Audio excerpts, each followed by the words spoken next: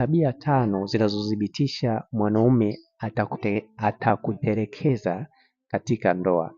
Ni muhimu kufahamu kwamba kuna tabia 5 ambazo mwanaume akiwa nazo, kama utafunga naye ndoa, fahamu kabisa kwamba ni rahisi kwa 100% kuweza kutelekeza huyo mwanaume baada ya kupata mchepuko.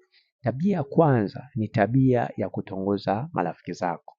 Tabia ya pili ni kutowasaidia ndugu zake. Tabia ya tatu kutowasaidia wazazi wake. Tabia ya 4 kutongoza ndugu zako.